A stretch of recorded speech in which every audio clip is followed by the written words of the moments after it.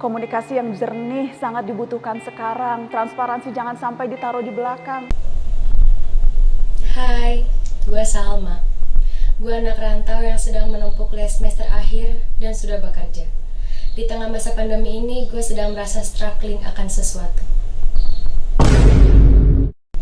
Corona itu tidak nyata, itu hanya permainan dari beberapa sosok atau golongan untuk meraih keuntungan. Dan corona itu hanya flu biasa. Hey, jangan ngawur. Corona itu nyata dan corona itu bukan hanya batuk biasa. Ketika kita terjangkit corona, kita akan kehilangan indera penciuman kita. Dan di beberapa faktor itu bisa menyebabkan sesak nafas dan lebih parah bisa menyebabkan kematian. Masalah sesak nafas itu udah biasa. Ketika flu kita mengalami pilek dan lubang hidung kita tersumbat. Kalau mati memang udah takdir aja. Terus ada aja yang nggak ada gejala tiba-tiba kena corona. Dan di suatu daerah malah nggak ada yang kena corona, sedangkan di sana nggak gunain masker sama sekali, yaitu daerah Baduy. Bukan kita nggak bisa nafas atau sesak, tetapi indera pencium dan perasa kita tidak bisa mencium atau merasakan apa-apa. Ketika kita terjangkit corona itu disebabkan oleh imunitas kita yang tidak kuat, apalagi masyarakat perkotaan yang hidup serba instan.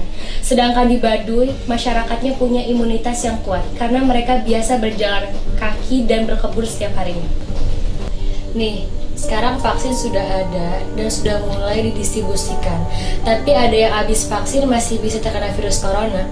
Pandemi ini hanya permainan elit global untuk mengurangi populasi manusia di bumi, atau perusahaan di bidang pembuatan vaksin dan obat-obatan untuk meraih keuntungan. Vaksin itu bukan membuat tubuh kita semata-mata tidak bisa terinfeksi virus corona itu. Pemberian vaksin itu bertujuan untuk membuat sistem kekebalan tubuh kita kenal terhadap virus tersebut dan mampu melawan virus tersebut. Jadi, jika suatu saat tubuh kita terinfeksi virus tersebut, kita mengurangi resiko kematian dan daya tular yang tinggi. Lu lupa bukan kejadian dari salah satu keluarga dari tetangga kita yang mati di rumah sakit akibat mah akut, tapi dinyatakan corona oleh pihak rumah sakit. Sedangkan tidak ada hasil tes yang menyatakan dia corona. Dan kemarin dana baksos dikorupsi oleh Menteri Sosial hingga 17M. Bagaimana masyarakat bisa percaya corona itu benar adanya? Itu hanya sebagian oknum yang mencari keuntungan diri sendiri dan tidak punya hati.